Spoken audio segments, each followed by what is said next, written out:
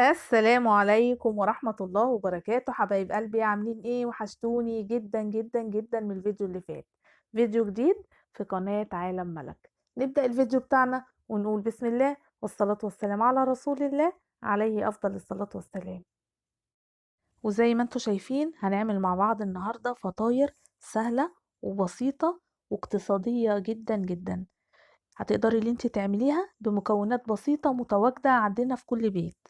يلا بينا بقى ايه نبدأ الفيديو بتاعنا ونشوف مقاديرنا ونشوف طريقتنا ونشوف الفطاير اللي احنا هنعملها دي هنعملها ازاي. بس قبل ما نبدأ الفيديو لايك وشير وسبسكرايب لقناة عالم ملك. وزي ما انتوا شايفين اول حاجة هنا معانا الحشوة اللي احنا هنحطها في الفطاير بتاعتنا، ومعايا هنا الدقيق ومعايا سكر بيكنج باودر، معانا زيت ومعانا حليب ومعانا مية ومعانا هنا فانيليا.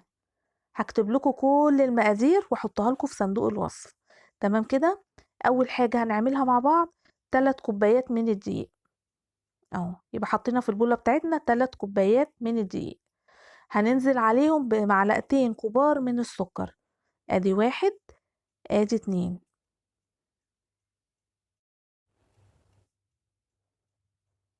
وبعدين هننزل برشة من الفانيليا اهو، لو ما عندكيش فانيليا مش مشكلة يعني هي اختياري. ومعايا نص معلقة صغيرة من الملح، وهنحط معلقة شاي بيكنج باودر.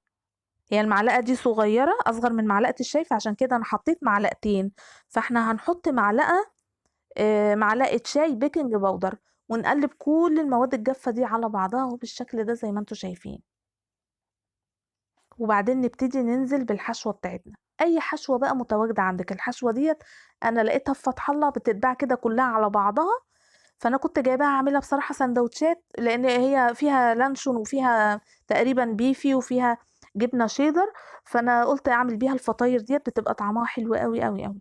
فانت لو مش متواجده عندك الحشوه ديت ممكن بقى لو عندك لانشون عندك بيفي إيه عندك شيدر، اي حاجه من الحشوات اللي انت بتعمليها سندوتشات لاولادك تقدري ان انت تقطعيها كلها وتخلطيها على بعضها وتعملي بيها الفطاير الحلوه اللي احنا بنعملها دي.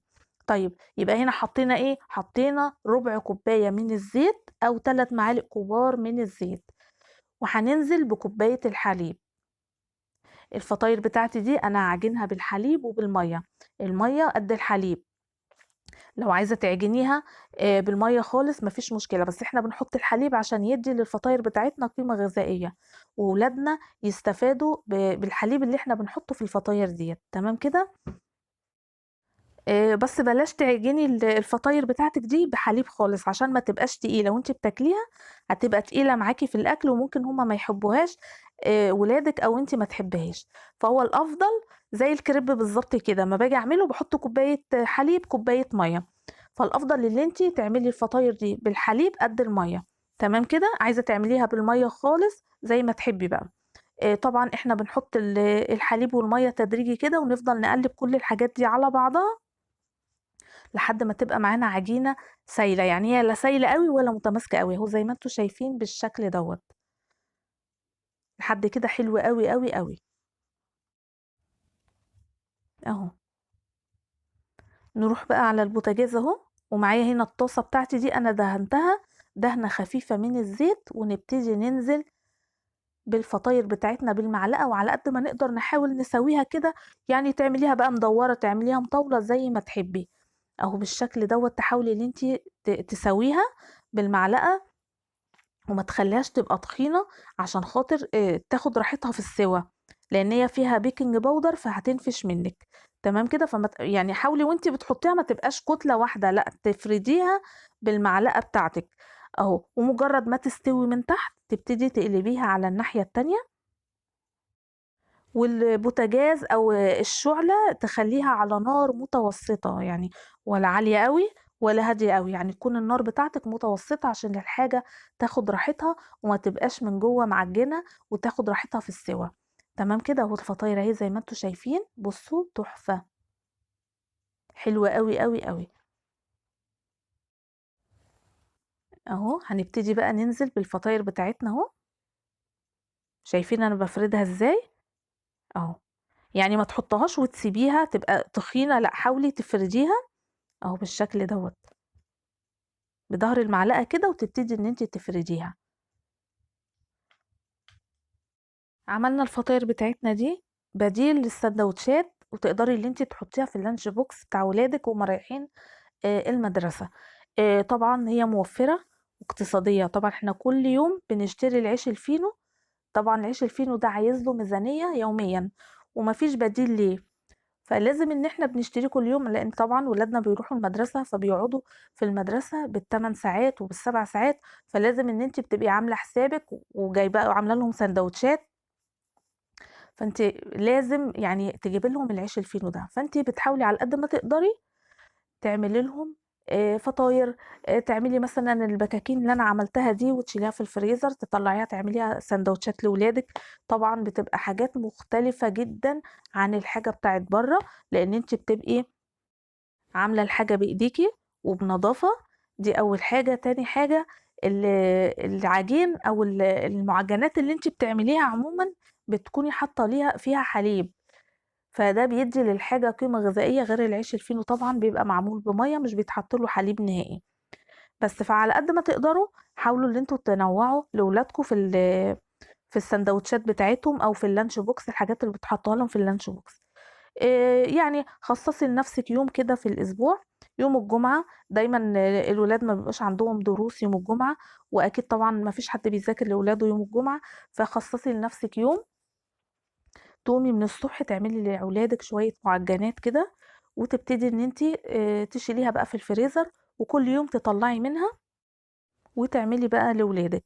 يعني هتعملي مثلا مرة كرواسون، هتعملي ممكن تعملي عيش فينو في البيت تطلعيه وتحشيه عادي.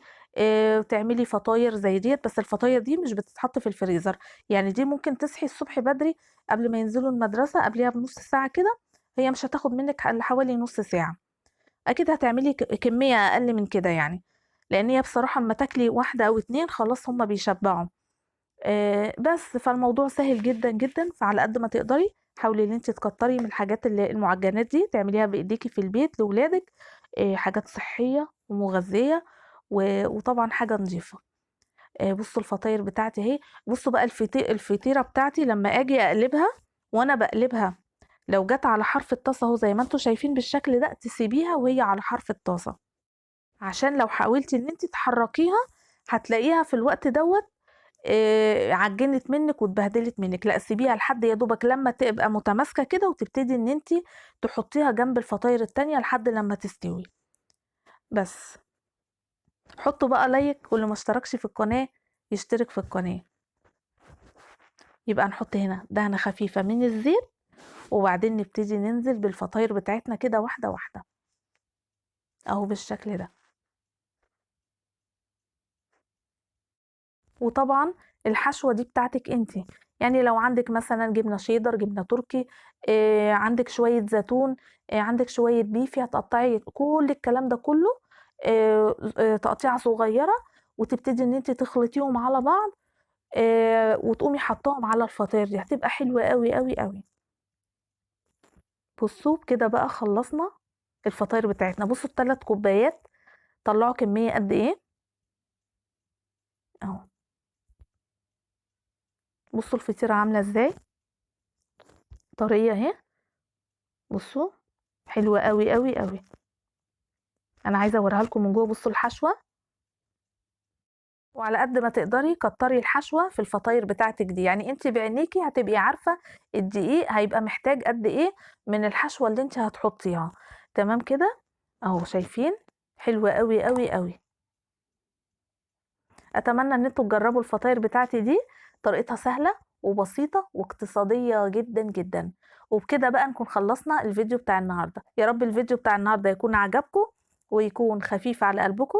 اشوفكم على خير في فيديو جديد، وما تنسوناش بدعواتكم الحلوة. والسلام عليكم ورحمة الله وبركاته.